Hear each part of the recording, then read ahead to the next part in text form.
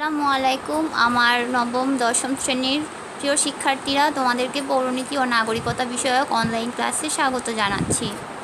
আজ আমরা অধ্যায় 6 পড়ব। অধ্যায় 6 এর পূর্বে আমরা 3টি ক্লাস করেছি। আজকে আমাদের ফোর্থ পার্টে আমরা বাংলাদেশের সরকারের যে 3টি অঙ্গ নিয়ে আলোচনা করছিলাম, তার মধ্যে আমরা শাসন বিভাগ শেষ করলাম। আজ আমরা আইন বিভাগ সম্পর্কে পড়ব। তাহলে চলো শুরু করি। বাংলাদেশের আইন বিভাগ। এই হচ্ছে বাংলাদেশের আইন বিভাগ। দেখো, আমাদের যে জাতীয় সংসদ, সামনের ছবিটা দেয়া আছে বাম পাশে, আর ডান পাশে আমাদের জাতীয় সংসদের ভেতরে যেখানে পার্লামেন্টারি সেশন বসে সেই ছবি দেয়া আছে। তোমাদের সবার কাছে এটা খুব পরিচিত। আমরা এটা টিভিতেও দেখেছি এবং মনে হয় তোমরা সবাই কেউ কখনো না কখনো জাতীয় সংসদে ঘুরতে গিয়েছ। জাতীয় সংসদের গঠন সম্পর্কে এবার তোমাদেরকে জানাই। সরকারের যে 3টি বিভাগ, এর মধ্যে আমরা জানি আইনসভা অন্যতম। বাংলাদেশের আইনসভার নাম হচ্ছে জাতীয় সংসদ। কয়েকটা জিনিস মার্ক করে দিই, তোমরা এগুলি মার্ক করে রাখো। বাংলাদেশের আইনসভার নাম হচ্ছে জাতীয় সংসদ। যদি বহু নির্বাচনীতে আসে যে বাংলাদেশের আইনসভার নাম কি, তোমরা বলবে জাতীয় সংসদ। এটি কয় কক্ষ বিশিষ্ট? এটি 1 কক্ষ বিশিষ্ট। এর মোট সদস্য সংখ্যা কত, বা জাতীয় সংসদের আসন সংখ্যা কত? 350 জন। এর মধ্যে নির্বাচিত আসন সংখ্যা কত? আমরা বলবো 300 জন। আর যদি বলা হয় সংরক্ষিত আসন সংখ্যা কত? 50টি মহিলাদের জন্য সংরক্ষিত। তাহলে কি বুঝলাম? আমাদের বাংলাদেশের যে আইনসভা, তার নাম জাতীয় সংসদ। এটি 1 কক্ষ বিশিষ্ট। এর সদস্য সংখ্যা 350। এর মধ্যে 300টি আসন হচ্ছে নির্বাচিত, অর্থাৎ জনগণ প্রত্যক্ষ নির্বাচনের মাধ্যমে নির্বাচিত হয়ে 300 জন এমপি আসে, এবং এই 300 জন এমপি কর্তৃক নির্বাচিত হয় এই সংরক্ষিত 50 জন মহিলা আসন। এলাকাভিত্তিক সংরক্ষিত আসনের মহিলা সদস্যগণ 300টি আসনের এই যে নির্বাচিত সংসদ সদস্যরা আছে, এই নির্বাচিত সংসদ সদস্যদের দ্বারা যারা নির্বাচিত হন মহিলারা, অর্থাৎ মহিলারা ইচ্ছা করলে 300 আসনের যে কোনোটিতে চাইলে কিন্তু সরাসরি প্রতিদ্বন্দ্বিতার মাধ্যমে নির্বাচিত হয়ে আসতে পারেন। অর্থাৎ তাদের ক্ষেত্রে 2টা সুযোগই আছে, অর্থাৎ তারা নির্বাচিত আসনের জন্য প্রতিদ্বন্দ্বিতা করতে পারেন, অথবা সংরক্ষিত আসনের ক্ষেত্রেও তারা প্রতিদ্বন্দ্বিতা করতে পারেন। সংসদে একজন স্পিকার থাকেন এবং একজন ডেপুটি স্পিকার থাকেন, যাদের কাজ হচ্ছে সংসদের মেইনটেনেন্স অর্থাৎ ব্যবস্থাপনা। তারা সংসদ সদস্যদের ভোটে নির্বাচিত হয়ে থাকেন। তারা নিজেরাও সংসদ সদস্য এবং তারা সংসদ সদস্যদের ভোটে নির্বাচিত হয়ে থাকেন। তাদের কাজ হচ্ছে সংসদ পরিচালনা করা। সংসদের কার্যকাল হচ্ছে 5 বছর। এটা আমাদের সংবিধানে উল্লেখ করা আছে। এর পূর্বেও রাষ্ট্রপতি প্রয়োজনে প্রধানমন্ত্রীর পরামর্শক্রমে চাইলে সংসদ ভেঙে দিতে পারেন। অর্থাৎ আমরা রাষ্ট্রপতির ক্ষমতা কার্যাবলীতে পড়েছিলাম যে রাষ্ট্রপতি চাইলে আইনসভার অধিবেশন আহ্বান করতে পারেন, স্থগিত করতে পারেন, ভেঙে দিতে পারেন। আমরা এখানেও সেটাই পেলাম। সংসদের একটি অধিবেশন সম্পন্ন হওয়ার 60 দিনের মধ্যে আরেকটি অধিবেশন সম্পন্ন হতে হয়। এই যে 60 দিন, এটা তোমরা বহু নির্বাচনের জন্য জেনে রাখবে যে অর্থাৎ 2টা অধিবেশনের মধ্যবর্তী বিরতি সর্বোচ্চ 60 দিন হতে হয়। মোট সদস্য সংখ্যা কমপক্ষে 60 জন হতে হয়। 60 জন উপস্থিত না হলে সংসদ বসবে না। এটাকে বলা হয় কোরাম। অর্থাৎ কমপক্ষে 60 জন উপস্থিত থাকলে আমরা তাকে কোরাম বলবো। এটা তোমরা অনুধাবনের জন্য পড়বে যে কোরাম বলতে কি বুঝো, বা বহু নির্বাচনের জন্য বা জ্ঞানমূলকের জন্য কোরাম বলতে কি বুঝো, যে সংসদ অধিবেশন বসবার জন্য সংসদ সদস্যের মোট কমপক্ষে 60 জন উপস্থিত থাকলে তখন কোরাম গঠিত হয়, অর্থাৎ তখন সংসদ বসে। আর এর চেয়ে কম সদস্য হলে সংসদ বসবে না। প্রধানমন্ত্রী হচ্ছে সংসদের নেতা। আমরা জানি প্রধানমন্ত্রী হচ্ছে আইনসভার নেতা। যেহেতু আমাদের আইনসভা হচ্ছে জাতীয় সংসদ, তাই সংসদের নেতাও হচ্ছে প্রধানমন্ত্রী। এবার আমরা এপাশে চলে যাই। জনসংখ্যার দিক দিয়ে দ্বিতীয় স্থান অর্জনকারী দলে, অর্থাৎ যখন সাধারণ নির্বাচন হয় সর্বোচ্চ সংখ্যাগরিষ্ঠ ভোট যারা পায় সে দলটি সরকারি দল হিসেবে সরকার গঠন করে। আর দ্বিতীয় সর্বোচ্চ ভোট যারা পায় তারা হচ্ছে বিরোধী দল, সংসদের বিরোধী দলের নেতা হিসেবে দায়িত্ব পালন করে, এবং তাদের নেতা হচ্ছে বিরোধী দলের নেতা। বিভিন্ন কমিটি গঠন করে সংসদ তার কার্যক্রম সম্পন্ন করে। তোমরা বিভিন্ন স্ট্যান্ডিং কমিটির নাম শুনে থাকবে। সংসদের অনুমতি ছাড়া এক নাগাড়ে 90 বৈঠক দিবস সংসদে যদি অধিবেশনে অনুপস্থিত থাকে কেউ, তাহলে তার সদস্যপদ বাতিল হয়ে যায়। কতদিন অনুপস্থিত থাকলে? 90 বৈঠক, অর্থাৎ 90টা যে সংসদ বসেছে এমন দিনের মধ্যে 90 দিন যদি অনুপস্থিত থাকে তাহলে সেই সদস্য অর্থাৎ সেই এমপিত্ব বাতিল হয়ে যায়। 5 বছর পর পর আমরা জানি জাতীয় সংসদের নির্বাচন হয়, এবং জাতীয় সংসদের এই যে এমপি পদে দাঁড়াবার জন্য কমপক্ষে বয়স 25 হতে হয়। কত বছর হতে হয়? 25 বছর বয়সী হতে হয় বাংলাদেশের যে কোনো নাগরিক সংসদ সদস্য পদে পদে নির্বাচিত হতে পারেন। তবে আরও একটি শর্ত আছে, সেটা হচ্ছে সে আদালত কর্তৃক দেউলিয়া বা অপ্রকৃতস্থ অর্থাৎ পাগল হতে পারবে না। যদি সে কোনো কারণে আদালত কর্তৃক দেউলিয়া ঘোষিত হয় এবং অপ্রকৃতস্থ ঘোষিত হয় বা অন্য কোনো রাষ্ট্রের নাগরিকত্ব গ্রহণ করেছে, অর্থাৎ সে অন্য দেশেরও দ্বৈত নাগরিকত্ব আমরা পড়েছিলাম না, যে একই ব্যক্তি বাংলাদেশের নাগরিক সাথে অন্য আরেক দেশের নাগরিক হতে পারে, এরকম দুই দেশের নাগরিক হলে সে এমপি পদে দাঁড়াতে পারবে না। এবং আদালত কর্তৃক দোষী সাব্যস্ত হলে সেও বা কারাদণ্ড ভোগ করলো এবং ভোগ করার পর কমপক্ষে 2 বছর অতিক্রান্ত হয় নাই, এমন যদি হয় তাহলে সে এমপি পদে দাঁড়াবার জন্য অযোগ্য বলে বিবেচিত হবেন। তাহলে এখানে বলছে যে তোমাদের কাজ হচ্ছে নিজেদের মধ্যে উন্মুক্ত আলোচনার মাধ্যমে বোর্ডে জাতীয় সংসদের গঠন সম্পর্কে একটি ধারণা মানচিত্র প্রস্তুত করো। আচ্ছা, তাহলে আমরা পরের স্লাইডে চলে যাই যে আমরা কিভাবে জাতীয় সংসদের গঠন সম্পর্কে একটি ধারণা পেতে পারি। তোমরা এই অংশটা তোমাদের পাঠ্যক্রমের এই অংশে প্রচুর দাগাতে হবে। এখানে আমাদের অনেকগুলো এমসিকিউ এর জন্য গুরুত্বপূর্ণ ইনফরমেশন দেওয়া ছিল। আমরা তাহলে গঠনে চলে যাই। জাতীয় সংসদের গঠনের আগে আমরা জাতীয় সংসদ সম্পর্কে আরেকটু স্পেসিফিকভাবে ধারণা নেই। আমি তোমাদের জন্য এগুলি একটু গুছিয়ে রেখেছি, তোমরা চাইলে এগুলি কাগজে লিখে আমি যেমনটা বলেছিলাম তোমাদের পড়ার টেবিলে টানিয়ে রাখবে, যাতে এগুলি আমরা ভুলে না যাই। বাংলাদেশের আইনসভাকে ইংরেজিতে বলা হয় হাউস অব দি নেশন। বাংলাদেশের আইনসভাকে কি বলা হয়? House of the nation. এটার ধরন হচ্ছে এটা এক কক্ষ বিশিষ্ট, এটার মেয়াদ হচ্ছে 5 বছর, আমরা তাই পড়লাম। এটার অবস্থান হচ্ছে ঢাকায়, জাতীয় সংসদের স্থায়ী আসন। আর আমাদের সংবিধানের 5ম ভাগের 1ম পরিচ্ছেদের অনুচ্ছেদ 65(1)-এ জাতীয় সংসদের উল্লেখ রয়েছে। কোরাম সম্পর্কে বলা হচ্ছে যে কমপক্ষে 60 জন সদস্য নিয়ে জাতীয় সংসদের কোরাম গঠিত হবে। ভাষা হচ্ছে সংসদের কার্যবিবরণী সরকারি হিসেবে বাংলা ভাষায় সংরক্ষিত। জাতীয় সংসদের অধিবেশন হচ্ছে রাষ্ট্রপতি জাতীয় সংসদের অধিবেশন আহ্বান করবেন। এছাড়া রাষ্ট্রপতি অধিবেশন স্থগিত বা ভেঙে দিতে পারবেন। এবং সংসদে উপস্থিতি সম্পর্কে বলা হয়েছে যে কোনো সদস্য একাদিক্রমে 90 বৈঠক অনুপস্থিত থাকলে তার আসন শূন্য হবে। এবং সংসদীয় কমিটি সম্পর্কে বলা হয়েছে 76-এর 1 নং অনুচ্ছেদে যে 3 ধরনের কমিটি থাকবে। এই 3 ধরনের কমিটি এই ছবিটাতে দেখো, সরকারি, এই যে ছবিটাতে সরকারি হিসাব কমিটি, বিশেষ অধিকার কমিটি এবং অন্যান্য স্থায়ী কমিটি, এই 3 ধরনের কমিটি হচ্ছে সংসদীয় স্থায়ী কমিটি। আমি এভাবে শর্ট করে তোমাদের ইনফরমেশন আকারে অর্থাৎ তথ্য আকারে যেভাবে পড়লে আমাদের সুবিধা হবে সেভাবে সাজিয়ে দিলাম। এখন আমরা জাতীয় সংসদের গঠনে চলে যাই। জাতীয় সংসদ হচ্ছে একক আঞ্চলিক নির্বাচনী এলাকাসমূহতে প্রত্যক্ষ নির্বাচনের মাধ্যমে, এটা অবশ্যই প্রত্যক্ষ নির্বাচনের মাধ্যমে 300 জন সদস্য নির্বাচিত হবেন।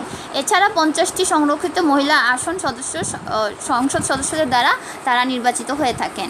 আমরা তখন এভাবে একটা টেবিল করে দেখাবো যে মোট আসন হচ্ছে 350, সাধারণ আসন 300 আর সংরক্ষিত মহিলা আসন হচ্ছে 50টি। আবার আমরা চাইলে এরকম পাই চার্ট তৈরি করে দেখাতে পারি যে পাই চার্টে যে জেনারেল মেম্বার হচ্ছে এই যে 300টি হলে একদম মেজরিটি প্রায় ধরা যায় যে 90% হচ্ছে 300-তে চলে যায়, আর অল্প একটু হচ্ছে 50টি আসনের জন্য। অথবা এই যে অর্ধবৃত্তাকার পাই চার্টের মতো করেও আমরা দেখাতে পারি। আর এই ডান পাশে হচ্ছে আমাদের জাতীয় সংসদের ছবি দেওয়া আছে। জাতীয় সংসদের সদস্য হতে হলে কী কী যোগ্যতা লাগে ওখানে আমরা পড়েছি, ওগুলো পয়েন্টস করে দেওয়া ছিল না। আমি যোগ্যতা এবং অযোগ্যতা পয়েন্টস করে দেখাচ্ছি। যে জাতীয় সংসদের সদস্য হলে প্রধান যোগ্যতা হচ্ছে তাকে অবশ্যই বাংলাদেশের নাগরিক হতে হবে, তাকে কমপক্ষে 25 বছর বয়স্ক হতে হবে, তার নাম সংসদ সদস্যের নির্বাচনে ভোটার তালিকাভুক্ত হতে হবে, অর্থাৎ তাকে অবশ্যই ভোটার তালিকাভুক্ত হতে হবে। আর তার অযোগ্যতা হচ্ছে সে অপ্রকৃতস্থ বা পাগল হতে পারবে না, সে দেউলিয়া কিংবা দ্বৈত নাগরিকত্ব এরকম আছে এমন প্রার্থী অযোগ্য বলে বিবেচিত হবে। আর দ্বিতীয়ত ফৌজদারি অপরাধে দোষী সাব্যস্ত হয়েছে, অর্থাৎ সে এমন কোনো ক্রাইম করেছে যেটা ফৌজদারি অপরাধের মধ্যে কাউন্ট হয়, এমন দোষে যদি সে দোষী সাব্যস্ত হয় এবং কমপক্ষে 2 বছর সে দণ্ডিত হয়েছে এবং মুক্তি লাভের পর 5 বছর অতিবাহিত হয় নাই, অর্থাৎ সে 2 বছর কারাগারে ছিল এবং সে যে কারাগার থেকে বের হয়েছে 5 বছর অতিবাহিত হয় নাই, এমন হলে এবং প্রজাতন্ত্রের কোনো লাভজনক পদে অধিষ্ঠিত থাকলে তাকে সংসদ সদস্য নির্বাচিত হওয়ার জন্য অযোগ্য বলে সে বিবেচিত হবে। আর ডান পাশে দেখো সংসদ সদস্য পদের আসন কখন শূন্য হয়। জাতীয় সংসদ সদস্যদের পদের আসন তখন শূন্য হয় যখন সে নিজ দল হতে পদত্যাগ করে, অথবা সে একসাথে একাধারে 90 দিন অনুপস্থিত থাকে, অথবা সে স্পিকারের নিকট পদত্যাগপত্র জমা দান করলে। এখন আমরা সবথেকে গুরুত্বপূর্ণ যেটা আমাদের উচ্চতর দক্ষতা বা প্রয়োগমূলক প্রশ্নের জন্য লাগতে পারে সেটা হচ্ছে আইন বিভাগের ক্ষমতা ও কার্যাবলী। এই অংশটা জানলে আমরা উদ্দীপক আইডেন্টিফাই করতে পারবো এবং প্রয়োগের প্রশ্নের উত্তর করতে পারবো। তাহলে গতকালের মতো তোমাদেরকে দেখিয়ে দিই, আমাদের অবশ্যই পয়েন্টের নাম দিতে হবে। পয়েন্টের আমরা নাম দিব। বাংলাদেশের আইন প্রণয়নের সব ক্ষমতা হচ্ছে জাতীয় সংসদের। সেই হিসাবে জাতীয় সংসদের প্রধান ক্ষমতাটা হচ্ছে নতুন আইন প্রণয়ন, প্রচলিত আইনের পরিবর্তন বা সংশোধন। তাহলে বাংলাদেশের আইন প্রণয়নের ক্ষমতা জাতীয় সংসদ। জাতীয় সংসদের এবং জাতীয় সংসদ যে কোনো নতুন আইন প্রণয়ন করতে পারে, প্রচলিত আইনের পরিবর্তন করতে পারে, সংশোধন করতে পারে। কোনো নতুন আইন পাশ করতে হলে খসড়া তা বিলের আকারে তার সংসদে পেশ করা হয়। জাতীয় সংসদের সংখ্যাগরিষ্ঠদের সদস্যদের ভোটে গৃহীত হলে পরে বিলটি আইনে পরিণত হয়। দ্বিতীয় ক্ষমতাটা হচ্ছে শাসন বিভাগকে এটি নিয়ন্ত্রণ করতে পারে। যে শাসন বিভাগের নিয়ন্ত্রণ সংক্রান্ত ক্ষমতা, এই পয়েন্টের নাম দিব আমরা শাসন বিভাগকে নিয়ন্ত্রণ সংক্রান্ত ক্ষমতা। আইনসভা, প্রধানমন্ত্রী ও মন্ত্রিসভার সদস্যগণ সংসদের নিকট, প্রধানমন্ত্রী এবং মন্ত্রিসভার সদস্যগণ আইনসভার নিকট দায়ী থাকেন। যে কোনো কারণে সংসদ প্রধানমন্ত্রীর প্রতি অনাস্থা আনলে মন্ত্রিসভা ভেঙে যায়। মুলতবি, এখন কিভাবে আইনসভা শাসন বিভাগকে নিয়ন্ত্রণ করে, যেমন মুলতবি প্রস্তাব আনতে পারে, নিন্দা প্রস্তাব আনতে পারে, অনাস্থা প্রস্তাব আনতে পারে। এবং আমরা প্রশ্ন জিজ্ঞাসা করতে দেখি আমাদের এমপিরা মন্ত্রীদেরকে প্রশ্ন জিজ্ঞাসা করছে। সংসদীয় বিভিন্ন কমিটি, সংসদে সাধারণ আলোচনার মাধ্যমে আমরা দেখি যে জাতীয় সংসদে শাসন বিভাগের ওপর আইনসভা নিয়ন্ত্রণ প্রতিষ্ঠা আরোপ করছে। এক্ষেত্রে বিরোধী দলের সদস্যগণও গুরুত্বপূর্ণ ভূমিকা পালন করে, এটাও আমরা দেখেছি। তৃতীয় পয়েন্টটা দেখো, অর্থ সংক্রান্ত ক্ষমতা। এই যে অর্থের রক্ষাকারী, জাতীয় সংসদ হচ্ছে রাষ্ট্রের তহবিল বা অর্থের রক্ষাকারী। সংসদের অনুমতি ছাড়া কোনো কর বা খাজনা আদায় করা যায় না। সংসদ প্রতি বছর জাতীয় বাজেট পাশ করে। অর্থমন্ত্রী বাজেটের খসড়া সংসদে উপস্থাপন করেন। সংসদ সদস্যগণ দীর্ঘ বিতর্ক ও আলোচনার মাধ্যমে প্রয়োজনীয় সংশোধনী সহ এই যে জাতীয় বাজেট সেটা পাশ করেন এবং প্রতি অর্থ বছরের শুরুতেই সেই বাজেট প্রণীত হয় এবং জাতীয় সংসদে উত্থাপিত হয়, অর্থাৎ সারা বছরের দেশের আয় ব্যয়ের হিসাব নিকাশ। এবার আমরা ডান পাশে চলে যাই। জাতীয় সংসদের এটা হচ্ছে বিচার সংক্রান্ত ক্ষমতা।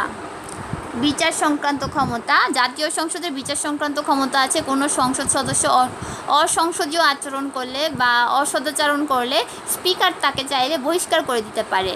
তাছাড়া সংবিধান লঙ্ঘন করলে সংসদে স্পিকার, ডেপুটি স্পিকার, প্রধানমন্ত্রী, মন্ত্রিসভা ও রাষ্ট্রপতির বিরুদ্ধে অনাস্থা প্রস্তাব আনতে বা তাদের অপসারণ করতে পারে। এটা হচ্ছে জাতীয় সংসদের বিচার সংক্রান্ত ক্ষমতা।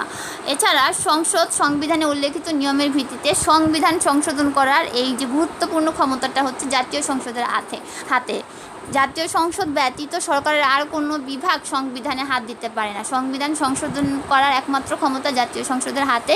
তবে এই জন্য 2/3, কমপক্ষে 2/3 ভোটের দরকার হয়, তাহলে পরে জাতীয় সংসদের সদস্যরা সংবিধান সংশোধন করতে পারে। 6 নাম্বার দেখো, জাতীয় সংসদের সদস্যগণ স্পিকার, ডেপুটি স্পিকার সংসদের বিভিন্ন কমিটির সদস্যদের নির্বাচিত করেন। এটা হচ্ছে জাতীয় সংসদের নির্বাচন সংক্রান্ত ক্ষমতা। সংরক্ষিত আসনের মহিলা সদস্যগণও কিন্তু আমরা দেখেছি সংসদ সদস্যদের দ্বারা নির্বাচিত হয়ে থাকেন। এমনকি আমাদের রাষ্ট্রপতিও কিন্তু জাতীয় সংসদ সদস্যদের কর্তৃক নির্বাচিত হয়ে থাকেন। স্পিকার, ডেপুটি স্পিকার এরাও জাতীয় সংসদ সদস্য কর্তৃক নির্বাচিত হয়ে থাকেন। অর্থাৎ তাহলে দেখো নির্বাচন সংক্রান্ত অনেকগুলো ক্ষমতা আছে আমাদের আইনসভার। বাংলাদেশে যেহেতু সংসদীয় পদ্ধতির সরকার রয়েছে, এ ধরনের শাসন ব্যবস্থায় সংসদ সকল জাতীয় কর্মকাণ্ডের কেন্দ্রবিন্দু। সংসদকে অর্থবহ ও কার্যকর করতে হলে প্রয়োজন হচ্ছে সৎ যোগ্যতা সম্পন্ন সংসদ সদস্য, এবং এই দায়ভার হচ্ছে আমাদেরকে নির্বাচিত করতে হবে, আমাদেরকে ভোটের মাধ্যমে নির্বাচিত করতে হবে সৎ এবং যোগ্য সংসদ সদস্যদের। সংসদে আরও বেশি প্রয়োজন দায়িত্বশীল এবং শক্তিশালী বিরোধী দল। বিরোধী দলের হাতে ক্ষমতা না থাকলে সরকারি দল সেক্ষেত্রে কাউকে ভয় পায় না এবং স্বেচ্ছাচারী আচরণ করে। সৎ ও যোগ্য প্রার্থীগণ যাতে সংসদ সদস্য নির্বাচিত হন সে বিষয়ে আমাদেরকে সচেতন থাকতে হবে। দেশের কল্যাণের জন্য উপযুক্ত সংসদ সদস্য নির্বাচন করা প্রতিটি নাগরিকের পবিত্র দায়িত্ব এবং আমরাও এর মধ্যেই পড়ি। তাহলে এখন তোমাদেরকে কাজ দেওয়া হয়েছে জাতীয় সংসদে বিল পাস করার প্রক্রিয়ার উপর শিক্ষার্থীদের অংশগ্রহণে সংসদীয় অধিবেশন আয়োজন করো। যেহেতু আমাদের ক্লাস চলছে না, আমাদের যে রেগুলার ক্লাস কার্যক্রম সেটা চলছে না, তাই আমরা এটা করতে পারলাম না। দ্বিতীয় কাজটা বলেছে যে জাতীয় সংসদের ক্ষমতা ও কাজের প্রধান দিকগুলো উল্লেখপূর্বক একটি ছক তৈরি করে শ্রেণীতে আলোচনা করো। এক এক দল এক এক ধরনের কাজ সম্পর্কে আলোচনা করবে। আমরা এতক্ষণ জাতীয় সংসদের বিভিন্ন কাজগুলো অলরেডি দেখে ফেলেছি।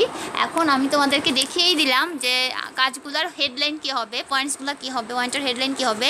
তাহলে ওগুলোর দ্বারা আমরা ছকটা পূরণ করে ফেলতে পারি। তাহলে আমরা দেখছি যে জাতীয় সংসদ সদস্যদের ক্ষমতা কার্যাবলীর মধ্যে আছে তারা আইন প্রণয়ন সংক্রান্ত তাদের ক্ষমতা আছে, শাসন সংক্রান্ত এবং শাসন বিভাগের নিয়ন্ত্রণ সংক্রান্ত ক্ষমতাও আমরা দেখেছি, সরকার গঠন সংক্রান্ত ক্ষমতা আছে, বিচার সংক্রান্ত ক্ষমতা আছে, সংবিধান সংশোধন সংক্রান্ত ক্ষমতা আছে, চাকুরি সংক্রান্ত বা নিয়োগ সংক্রান্ত ক্ষমতা আছে, নির্বাচন ও অপসারণ সংক্রান্ত ক্ষমতা আছে, অধ্যাদেশ সংক্রান্ত ক্ষমতা আছে, সামরিক বিষয় সংক্রান্ত ক্ষমতা আছে, জরুরি অবস্থা সংক্রান্ত ক্ষমতা আছে, অর্থ সংক্রান্ত ক্ষমতা এবং অন্যান্য বিষয় সংক্রান্ত ক্ষমতা আমরা জাতীয় সংসদের দেখেছি। আর এখানে যে কাজটা বলেছিল, প্রথম কাজটা জাতীয় সংসদে বিল পাস করার প্রক্রিয়া, বিলটা কিভাবে আইনে পরিণত হয় এরকম একটা প্রক্রিয়া আমি ফ্লোচার্ট আকারে পরবর্তী ক্লাসে তোমাদেরকে দেখাবো। আশা করি তাতে তোমরা মোটামুটি বুঝবে যে জাতীয় সংসদে আসলে কিভাবে আইন পাস হয় বা বিলগুলো কিভাবে পরবর্তীতে আইনে পরিণত হয়। আচ্ছা, তাহলে আজ এ পর্যন্তই থাক। তোমরা সবাই ভালো থাকো। আল্লাহ হাফেজ।